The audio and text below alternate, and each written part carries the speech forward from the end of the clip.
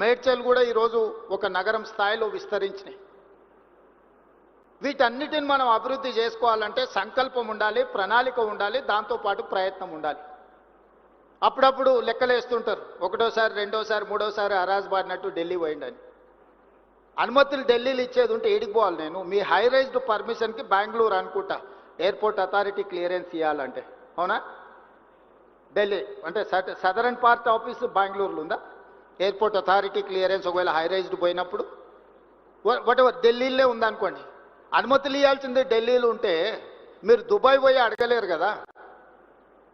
మెట్రోకి అనుమతి ఇవ్వాలన్నా, మూసీకి అనుమతి ఇవ్వాలన్నా, ఎలివేటెడ్ కారిడార్స్కి అనుమతి ఇవ్వాలన్నా, డిఫెన్స్ ల్యాండ్స్ ఇవ్వాలన్నా, లేకపోతే గ్రాంట్ ఇవ్వాలన్నా, లోన్కి సావరిన్ గ్యారంటీ ఇవ్వాలన్నా కేంద్ర ప్రభుత్వం ఇవ్వాలి. కేంద్ర ప్రభుత్వం ఎక్కడి నుంచి ఫంక్షన్ చేస్తుంది, ఎక్కడి నుంచి పనిచేస్తుంది? ఢిల్లీ నుంచి. భారత రాజ్యాంగం రాసేటప్పుడే state subject, central subject, concurrence list అని 3 రకాలుగా పరిపాలనకు వెసులుబాటు ఇచ్చారు. ఒకటి రాష్ట్రమే నిర్ణయాలు తీసుకోవచ్చు, 2 కేంద్రమే తీసుకుంటే like railway, like airport authority or otherwise telecom ఇట్లాంటివి ఉంటే, కొన్ని రాష్ట్రం కేంద్రం కలిసి వ్యవసాయము, విద్య ఇట్లాంటివి రాష్ట్రం కేంద్రం కలిసి నిర్ణయాలు తీసుకోండి. మరి వాళ్ళందరినీ కలిసి ప్రయత్నం చేస్తుంటే ఢిల్లీలో మాకు పెద్ద బంగ్లా ఇచ్చిండ్రు ముఖ్యమంత్రికి. ఢిల్లీలో బంగ్లా ఎందుకు ఇచ్చిండ్రు? ఢిల్లీలో వచ్చి 4 రోజులు ఉండి, నెలకు 4 రోజులు ఢిల్లీలో ఉండి అన్ని శాఖల అనుమతులు తీసుకొని పోవడానికి ఢిల్లీలో ముఖ్యమంత్రి గారికి బంగ్లా ఇచ్చిండ్రు. దాన్ని ఫామ్ హౌస్ లాగా వాడుకొని దావతులు చేసుకోనికి ఇయ్యలే. దాన్ని సద్వినియోగం చేస్తున్నా. ఈరోజు కేంద్రం నుంచి నేను తీసుకొచ్చిన అనుమతులు మీరు లిస్టు తీసుకోండి. ఎప్పుడైనా అసెంబ్లీలో లిస్ట్ అంతా పెడతా నేను. గతంలో పాలకులు కాళేశ్వరం కార్పొరేషన్ పేరు మీద 1 lakh crores ఆల్మోస్ట్ ఖర్చు పెట్టి దాంట్లో ఒక 70,000 కోట్లు, మీరందరు వ్యాపారంలో ఉన్నారు కాబట్టి మీతో పంచుకుంటున్నా, 12 years టైంకి 11.5% రేట్ ఆఫ్ ఇంట్రెస్ట్లో అప్పులు తీసుకొచ్చి, అసలు ఎవరైనా మన సొంత వ్యాపారం అయితే 11.5% at the rate of 11.5% per annum మనం అప్పులు తెస్తామా? 12 సంవత్సరాల పరిమితికి లోబడి 3 సంవత్సరాలు ఆల్రెడీ అయిపోయింది. ఇప్పుడు 9 ఏళ్ళల్లో నేను వచ్చిన 20 నెలల్లో 29,000 కోట్లు నేను అప్పు కట్టిన కాళేశ్వరానికి. కాళేశ్వరంలో ₹1 నేను ఖర్చు పెడితే నాకు 42 పైసలు రిటర్న్ వస్తుంది.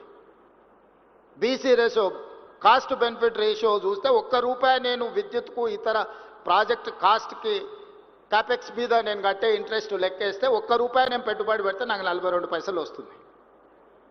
నేను 50 సార్లు పోయి మోడీ గారిని కలిసిన ప్రతిసారి నాకు డెట్ రీస్ట్రక్చర్ కావాలి, నువ్వు దివాలా తీసినోనికి డెట్ రీస్ట్రక్చర్ ఇస్తావు, ఎన్సీఎల్టీ పోయినోనికి డెట్ రీస్ట్రక్చర్ ఇస్తావు, నేను ఆన్ టైం కడతా అంటే నాకు డెట్ రీస్ట్రక్చర్ ఎందుకు అని ప్రధానమంత్రి గారితో 10 సార్లు మాట్లాడి మన 26,000 కోట్ల రూపాయలని 35 సంవత్సరాలకు రీస్ట్రక్చర్ చేయించి 7.5% రేట్ ఆఫ్ ఇంట్రెస్ట్కు నేను ఢిల్లీ నుంచి సాధించి వచ్చిన.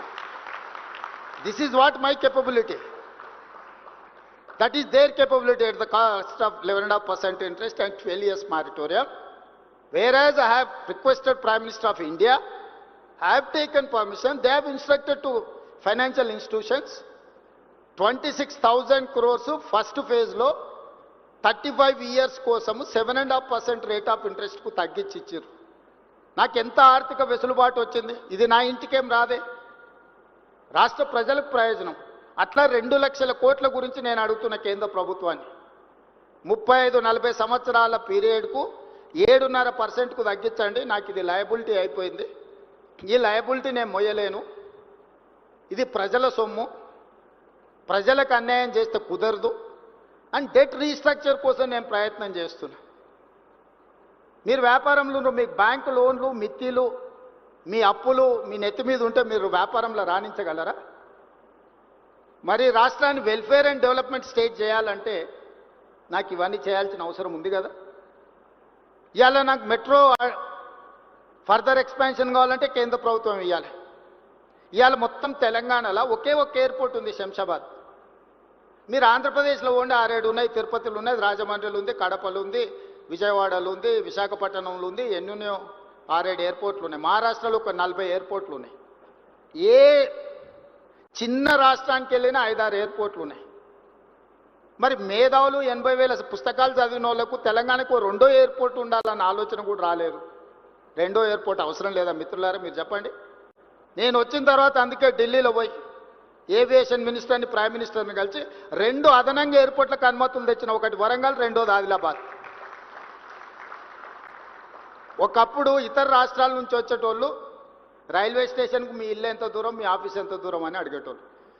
సొంత రాష్ట్రంలో గ్రామాల నుంచి వచ్చేటోళ్ళు బస్ స్టాండ్కు మీ ఇల్లు ఎంత దూరము, మీ ఆఫీస్ ఎంత దూరం అని అడిగేటోళ్ళు. ఇవాళ ఇతర దేశాల నుంచి వచ్చేటోళ్ళు ఏమడుగుతారు, ఎయిర్పోర్ట్ నుంచి ఎంత దూరం ఉంది మీ ఇండస్ట్రియల్ హబ్ కానీ, మీ కార్పొరేట్ ఆఫీస్ కానీ ఎయిర్పోర్ట్ నుంచి ఎంత టైం పడుతుంది రీచ్ అవ్వడానికి అని అడుగుతారు. మరి అట్లాంటి ఎయిర్పోర్ట్లు తెలంగాణకు అడిషనల్గా ఉండాల్సిన అవసరం లేదా? అనుమతులు తేవాల్సిన అవసరం లేదా? దానికి అవసరమైన నిధులు కేంద్ర ప్రభుత్వం నుంచి తెచ్చుకోవాల్సిన అవసరం లేదా? ఎయిర్పోర్ట్ వస్తే ఆ విమానం వచ్చి మా ఇంట్లో ఆగుద్దా? ఎయిర్పోర్ట్ వస్తే దాంతోపాటు మీకే అభివృద్ధి వస్తుంది, మీ ఇన్వెస్ట్మెంట్స్ పెంచుకోవడానికి ఉంది. Tier 2, Tier 3 సిటీస్ కూడా డెవలప్ అవ్వడానికి అవకాశం ఉంది. ఇండస్ట్రియల్ గ్రోత్ వస్తే ఆటోమేటిక్గా ఆదాయం పెరగడానికి అవకాశం ఉంది. మీరు ఎక్కడనో ఎత్తుకుంటూ పోయి పెట్టుబడులు పెట్టేది ఎందుకు? మీ పెట్టుబడులు ఇక్కడ పెడితే మీ పెట్టుబడులే రెండింతల ఆదాయాన్ని తెచ్చిపెడతాయి కదా. దానికోసమే కదా ఈరోజు మెట్రో అనుమతులు అడిగినా, ఎయిర్పోర్ట్ అనుమతులు అడిగినా, రీజనల్ రింగ్ రోడ్ అనుమతులు అడిగినా, రీజనల్ రింగ్ రైల్ అనుమతులు అడిగినా. ల్యాండ్ లాక్ స్టేట్, మనకు పోర్టు లేదు. ఈ దేశంలో అన్ని రాష్ట్రాలకు దాదాపు ఏదో రకంగా పోర్టులు ఉన్నాయి. మీకు ఏ వైపు నుంచి వెళ్ళినా కూడా నాట్ లెస్ దాన్ 300 కిలోమీటర్స్ మీరు ఎక్కడికి చేరలేరు. అందుకోసం మనకు ఇండస్ట్రియలైజేషన్ ఆగిపోయింది. ఆటోమొబైల్ ఇండస్ట్రీ రమ్మంటే పోర్ట్ ఎంత దూరం ఉందని అడుగుతున్నారు. జపాన్లో మేము ఎవరితో మాట్లాడినా, టయోటా, హోండా, ఏ కంపెనీతో మాట్లాడినా వాళ్ళు పోర్ట్ కనెక్టివిటీ అడుగుతున్నారు. ఇవాళ అందుకే ఒక ఔటర్ రింగ్ రోడ్ 160 కిలోమీటర్స్ నిర్మాణం జరిగితేనే ఈరోజు 3 లక్షల కోట్ల ఆదాయానికి తెలంగాణ రాష్ట్రం పెరిగింది. అందుకే కేంద్ర ప్రభుత్వంతో మాట్లాడి ఆగిపోయిన regional ring road 360 kilometre regional ring రోడ్తో పాటు all along with regional ring road, regional ring rail కూడా మనం ఈరోజు ప్లాన్ చేసుకున్నాం. కేంద్ర ప్రభుత్వం అనుమతి ఇచ్చింది.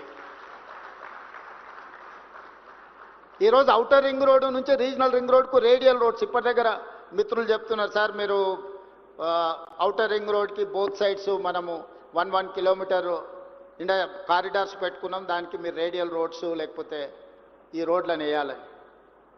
ఇవాళ 1 కిలోమీటర్ కాదు, యావరేజ్గా 45 కిలోమీటర్స్ రింగ్ ఉంది రీజనల్ రింగ్ రోడ్. ఇప్పుడున్న ఎగ్జిస్టింగ్ విజయవాడ లేకపోతే బెంగళూరు లేకపోతే ఇతర హైవేలు కాకుండా ప్యారలల్గా 11 రేడియల్ రోడ్స్ని కొత్తవి ప్లాన్ చేస్తున్నాం. ఎందుకంటే యాక్చువల్ కొత్త ఏరియా డెవలప్మెంట్ కోసం కొత్త ల్యాండ్స్ని అందుబాటులోకి తీసుకురావాలి, శాటిలైట్ సిటీస్ కట్టాలనే ఒక ప్రణాళికతో ఈరోజు ముందుకెళ్తున్నాము. ఈరోజు ఔటర్ రింగ్ రోడ్ ఎట్లుందో డ్రింకింగ్ వాటర్ కూడా చాలా ఇంపార్టెంట్. అందుకే రింగ్ బండ్ కడుతున్నాం. గోదావరి నుంచి ఒకవేళ ప్రాబ్లం వస్తే కృష్ణాను సప్లిమెంట్ చేయడానికి, కృష్ణా నుంచి ప్రాబ్లం వస్తే గోదావరి నుంచి సప్లిమెంట్ చేయడానికి, just like outer ring road ఈరోజు వాటర్ పైప్ లైన్ కూడా రింగ్ బండ్ కడుతున్నాం. ఎక్కడి నుంచి ఎక్కడైనా వాటర్ కనెక్టివిటీని, డ్రింకింగ్ వాటర్ కనెక్టివిటీని, అది సింగూరు కావచ్చు, మంజరా కావచ్చు, గోదావరి కావచ్చు, లేకపోతే కృష్ణా కావచ్చు, లేకపోతే హిమాయత్ సాగర్, ఉస్మాన్ సాగర్ నుంచి వచ్చే డ్రింకింగ్ వాటర్ కావచ్చు. ఈరోజు డ్రింకింగ్ వాటర్ కనెక్టివిటీ ఉండకుండా, వాటర్ కనెక్టివిటీ లేకుండా, రోడ్ కనెక్టివిటీ లేకుండా, ఎలక్ట్రిసిటీ కనెక్టివిటీ లేకుండా మీ ఇన్ఫ్రాస్ట్రక్చర్ డెవలప్ అవుద్దా? మరి ఇవి చేయాలంటే నేను 400 kV, ఇప్పుడు కొత్తగా 800 kV సబ్స్టేషన్స్ కూడా వస్తున్నాయి అల్ట్రా మోడర్న్. ఈరోజు మీకు పవర్ కనెక్షన్ ఇవ్వాలన్నా, వాటర్ కనెక్షన్ ఇవ్వాలన్నా, రోడ్ కనెక్టివిటీ డెవలప్ చేయాలా, డ్రైనేజ్ కనెక్టివిటీ డెవలప్ చేయాలి అని అంటే ఇన్ఫ్రాస్ట్రక్చర్ మీద ఫోకస్ పెట్టాలి. ఈరోజు రీజనల్ రింగ్ రోడ్తో పాటు, రీజనల్ రింగ్ రైల్తో పాటు future city to Amaravati, Amaravati to Bandar port, 8 line express హైవేతో పాటు రైల్వే కనెక్టివిటీ చేసి బోత్ సైడ్ ఇండస్ట్రియల్ కారిడార్ని ఈరోజు ప్రపోజల్స్ గవర్నమెంట్ ఆఫ్ ఇండియాకి ఇచ్చినాం. తొందరలో అది అనుమతి రాబోతుంది. సో పోర్ట్ అనే ప్రాబ్లాన్ని పర్మనెంట్గా ఈరోజు Hyderabad Vijayawada near about 300 kilometres ఉంది. కానీ ఇప్పుడు మేము డెడికేటెడ్ గ్రీన్ ఫీల్డ్ హైవే ఇస్తే 220 కిలోమీటర్స్నే విజయవాడ వస్తుంది. 70 కిలోమీటర్స్ మీకు ప్రయాణం తగ్గితే ఎంత ప్రయోజనం ఉంటుందో ఒక్కసారి ఆలోచన చేయండి. ఈరోజు ఈ ప్రణాళికలన్నీ ఈరోజు తెలంగాణ రైజింగ్ 2047 ఒక విజన్ డాక్యుమెంట్ కోసం చేస్తున్నాం. December 9th we are going to dedicate that vision document. అందులో తెలంగాణని 3 వర్టికల్స్ కింద డివైడ్ చేస్తున్నాం. Outer ring road inside is core urban region, outer ring road outside to regional ring road inside semi urban, regional ring road to Telangana corridor rural. The core urban region service sector, semi-urban region industrial sector, outer RRR నుంచి out సైడ్కి వచ్చేది agriculture sector. సింపుల్గా Telangana map తీసి ఇట్లా ముందర పెట్టుకుంటే మీకు circles క్లియర్గా ఉంటుంది. కోర్ అర్బన్ రీజన్లో సర్వీస్ సెక్టర్ ఉంటుంది, సెమీ అర్బన్ రీజన్లో ఇండస్ట్రియల్ సెక్టర్ ఉంటుంది, రిమైనింగ్ సెక్టర్ రూరల్ సెక్టర్లో అగ్రికల్చర్ ఉంటుంది. జస్ట్ మీ పాలసీ డాక్యుమెంట్ ఇట్లా ఓపెన్ చేస్తే ఈ దేశంలోనే మొదటిసారి ఒక స్టేట్ మొత్తానికి ఒక పాలసీ. మీరు మాస్టర్ ప్లాన్ చూస్తే గ్రేటర్ హైదరాబాద్కో హెచ్ఎండిఏకో మాస్టర్ ప్లాన్ ఉంటుంది. తెలంగాణ కోసమే మెగా మాస్టర్ ప్లాన్ డిజైన్ చేసుకుంటున్నాం. ఎక్కడ ఏ సెక్టర్ రావాలి, ఎక్కడ ఏం డెవలప్మెంట్ ఉండాలి, ట్రంక్ ఇన్ఫ్రాస్ట్రక్చర్ గవర్నమెంట్ ఎట్లా డెవలప్ చేయాలనుకుంటుంది, ఆ ట్రంక్ ఇన్ఫ్రాస్ట్రక్చర్ బేసిస్ మీద మీరు మీ ప్రణాళికలు సిద్ధం చేసుకోవచ్చు అనేది మా ఆలోచన. ఇవన్నీ అమలు చేసే క్రమంలో ఎక్కడైనా డీవియేషన్స్ ఆర్ వయలేషన్స్ ఉన్నప్పుడు నియంత్రించడానికి కొన్ని కొత్త సంస్థలు మేము తీసుకొచ్చినాం. హైడ్రా అందులో భాగమే. ఈరోజు మీకు రోడ్ల మీద నీళ్లు వస్తున్నాయి. ఎందుకు వస్తున్నాయి మీరు ఎప్పుడైనా అంచనా వేయండి. నీళ్లు నిలవాల్సిన చెరువులు మనమే గుంజుకుంటుమి, నీళ్లు ప్రవహించాల్సిన నాలల్ని మనమే ఆక్రమించుకుంటుమి. మరి నీళ్లు ఉండాల్సిన ప్లేస్కి మనం పోతే మనం ఉండాల్సిన ప్లేస్లకు నీళ్లు వచ్చినాయి. మన కాలనీలకు మన ఇంట్లోకి నీళ్లు వస్తున్నాయంటే మనమే కారణం. ఎవరు కారణము? 2000 చెరువులు ఇప్పుడు 450కి పడిపోయినాయి ఔటర్ రింగ్ రోడ్ ఇన్సైడ్. ఆ చెరువులను వీలైనంత మేరకు పునరుద్ధరించాలనుకుంటున్నాం. పునరుద్ధరించేటప్పుడు తెలిసి తెలియని అమాయకులు కొంత సమస్య వస్తుంది, ఇబ్బందులు జరుగుతాయి. యుద్ధం వచ్చినప్పుడు సైనికులు ఒక్కరే చచ్చిపోరు, అక్కడక్కడ అమాయకులు కూడా చచ్చిపోతుంటారు యుద్ధంలో. మీరు అందరూ చూసారు కదా. మనం కూడా ఈ ప్రకృతిని, క్లౌడ్ బర్స్ట్ని, ఈ ప్రకృతి విపరీతాలు ఈరోజు చూస్తున్నారు. ఒక్కొక్క రాష్ట్రంలో ఎంతమంది కొట్టుకొని పోయి చచ్చిపోయినారు. మేము కొన్ని దగ్గరలో అడ్డంకులు ఉన్న వాటిని తొలగిస్తే వాళ్ళని ఆర్థికంగా ఆడుకుంటాం అంటున్నాం. మీరు ప్రతిపాదన ఇవ్వండి అని చెప్పినాం. ఆ ప్రతిపాదనలు ఎవరు మీరు తొలగించడానికి వీలేదు. మీరు నాలా పెద్దగా చేయదు, బాటిల్ నెక్ ఉంటుంది. నాలా ఇక్కడ నుంచి 100 మీటర్స్ వస్తూ ఒక దగ్గర రాగానే 10 మీటర్స్ కుదించకపోతే, ఎందుకంటే పెద్ద మనిషి ఎవరో కబ్జా పెట్టుకొని ఉంటుంది. అది తొలగిస్తే పెద్ద మనిషికి కష్టం. పెద్ద మనిషి పెట్టుబడి పెట్టి సోషల్ మీడియాలో కొంతమందిని మూకలను తయారు చేసి ప్రభుత్వానికి వ్యతిరేకంగా చేస్తున్న పనికి తప్పుడు ప్రయత్నం ఇస్తే మీరు కూడా తెలిసి తెలియక ఫార్వర్డ్ చేస్తుంది. అది శివరాకరికి మళ్ళీ మీ వైపే వచ్చి మీకే తగులుకుంటుంది. అది దానివల్ల నాకేముంటుంది, ఒక నాలా ఎంక్రోచ్ అయినా ఎంక్రోచ్మెంట్ తొలగిస్తే యాజ్ ఏ చీఫ్ మినిస్టర్ నాకేమన్నా వస్తుందా, నాకేమన్నా ప్రయోజనం ఉందా? ఒక చెరువును పునరుద్ధరిస్తే బతుకమ్మకుంటే పునరుద్ధరించిన నేనేం స్విమ్మింగ్ పూల్ గా వాడుకోను కదా దాన్ని. ఆ ప్రాంత ప్రజలకు ప్రయోజనము. సున్నం చెరువును పునరుద్ధరిస్తే మీకు ఈ ప్రాంతంలో ఉండేటోళ్ళకే ప్రయోజనము. ఆ రోజు ఇక్కడ హైటెక్ సిటీ కట్టిన రోజు చాలా మంది ఆరోపణలు వేసారు. ఈ రోజు హైటెక్ సిటీ ఎన్నిటికీ వేదిక అయింది. ఇవన్నీ కూడా మీరందరూ విజ్ఞతతో ఆలోచన చేయాలి. తెలంగాణ కోసం మనం వేసుకుంటున్న ప్రణాళికల్ని ప్రజలకు తీసుకెళ్లాల్సిన బాధ్యత మీదే. ప్రణాళికలు సిద్ధం చేసేది మేము, ప్రమోట్ చేయాల్సింది మీరు. మీకు ఇందులో ఏదైనా ఇబ్బంది ఉన్నా లేదా ప్రభుత్వం పాలసీ ఇంకా మెరుగ్గా చేయాలనుకుంటే మీరు సజెషన్ చేయండి. ఈరోజు టోనీ ప్లేయర్ నుంచి హైదరాబాద్లో చదువుకున్న విద్యార్థులు, world bank chairman Ajay Banga, Satya Nadella, Shantanu Narayen, Premji వసవ్, all these 4 CEOs of the global companies ki మన HPS స్టూడెంట్స్ వాళ్ళ నాలెడ్జ్ని మనకు షేర్ చేస్తున్నారు. They are on board. హైదరాబాద్కు మేము ఇక్కడ చదువుకున్నాం కాబట్టి మేము సహాయం చేస్తామని HPS స్కూల్ని కట్టడానికి వాళ్ళు నలుగురు కలిసి దాదాపుగా 300 crores డొనేట్ చేస్తున్నారు. మేము ఇక్కడ చదువుకున్నాం, ఈ స్కూల్కి మేము డొనేట్ చేస్తామని వాళ్ళు ముందుకు వచ్చారు. దాని ల్యాండ్ కన్వర్షన్ ఉంటే అక్రాస్ ద టేబుల్ అది తెప్పించి నేను ఇమ్మీడియట్గా క్లియర్ చేసిన. ఇవన్నీ కూడా మన నగరాన్ని గొప్ప నగరంగా మార్చుకోవడం కోసమే కదా. ఇవన్నీ కూడా మీ అందరితో పంచుకోవాలన్నదే నా ఆలోచన. నాకు వేరే ఏం కోరికలు లేవు. కులీ కుతుబ్ షా ఏం తీసుకెళ్ళాలి, ఆయన కట్టిన చార్మినార్ ఇక్కడనే ఉండిపోయింది. గోల్కొండ రాజులు గోల్కొండ కట్టిరు, వాళ్ళు ఏం తీసుకోవాలి, అది అక్కడనే ఉంది. ఔటర్ రింగ్ రోడ్ అంతర్జాతీయ ఎయిర్పోర్టు రాజశేఖర రెడ్డి గారు తీసుకెళ్ళలే. చంద్రబాబు నాయుడు గారు అమరావతి పోయినా హైటెక్ సిటీ మన దగ్గరనే ఉంది. కోహినూరు డైమండ్ సంపాదించి ఇంట్లో పెట్టుకుంటే బ్రిటిష్ వాళ్ళు అక్కడికి తీసుకుపోయారు. సంపాదించింది ఎవడని తీసుకుపోతాడో కానీ సమాజానికి ఇచ్చింది ఎవ్వరు తీసుకెళ్లరు, ఇక్కడనే ఉంటుంది. ఆ మాత్రం జ్ఞానము, పరిజ్ఞానము, అవగాహన తెలంగాణ రాష్ట్ర ముఖ్యమంత్రిగా నాకుంది. నేను నిర్మించదలుచుకున్న ఫ్యూచర్ సిటీ 1000 ఏళ్ళైనా ప్రపంచానికి ఆదర్శంగా నిలబడే ఒక గొప్ప నగరంగా తీర్చిదిద్దుతా. రెన్యూబుల్ ఎనర్జీతోని అల్ట్రా మోడర్న్ సిటీని నేను డిజైన్ చేస్తా. Regional ring road, regional ring rail, dedicated greenfield national highway, dedicated railway corridor to port, Bandar port or any other port. ఇట్లాంటివన్నీ కూడా మెట్రో విస్తరణ, ఇవన్నీ కూడా భవిష్యత్తులో 100 ఏళ్ళు 1000 ఏళ్ళు అయినా నేను నచ్చిన వాళ్ళకు, నేను నచ్చని వాళ్ళకు కూడా ఇది ఎవరు చేసిండ్రా అంటే పలానా రేవంత్ రెడ్డి ఉన్నప్పుడు చేసిండని. ఈరోజు కులీ కుతుబ్ షా మనకు నచ్చొచ్చు నచ్చకపోదు. నిజాం అంటే సగం మందికి భిన్నాభిప్రాయాలు ఉండొచ్చు. చంద్రబాబు నాయుడు అంటే సగం మంది అవుననొచ్చు కాదనొచ్చు. కానీ 100% హైటెక్ సిటీ ఎవరు కట్టిరా అంటే చంద్రబాబు నాయుడు కట్టిండని చెప్పాల్సిందే కదా. ఆ వ్యక్తి కొందరికి నచ్చొచ్చు నచ్చకపోవచ్చు. రాజశేఖర రెడ్డి గారు కొందరికి నచ్చొచ్చు నచ్చకపోవచ్చు. కానీ international airport outer ring road ఎప్పుడు వచ్చిందంటే రాజశేఖర రెడ్డి గారి హయాంలో వచ్చిందని చెప్పాల్సిందే కదా. దేశ స్వతంత్రం కోసం కొట్లాడిన వాళ్ళు మహాత్మా గాంధీ, పండిత్ జవహర్లాల్ నెహ్రూ గురించి, స్వతంత్రం గురించి మాట్లాడితే వాళ్ళు తెచ్చిందని చెప్పాల్సిందే కదా. ఆ ఫిలాసఫీ కొందరికి నచ్చొచ్చు నచ్చకపోవచ్చు. కానీ వాళ్ళు ఈ దేశానికి ఇచ్చిన ఒక గొప్ప స్ఫూర్తి ఎప్పటికీ మనలో కొనసాగుతూనే ఉంటుంది కదా. ఈరోజు తెలంగాణ కూడా ఓ యంగెస్ట్ చీఫ్ మినిస్టర్గా ఒక అగ్రికల్చర్ ఫ్యామిలీ నుంచి, రూరల్ బ్యాక్గ్రౌండ్ నుంచి వచ్చిన నాకు పెద్ద పెద్ద ఇంగ్లీష్ చదువులు చదువుకోకపోవచ్చు కానీ నాకు కామన్ సెన్స్ ఉంది. Common sense is biggest asset for any one.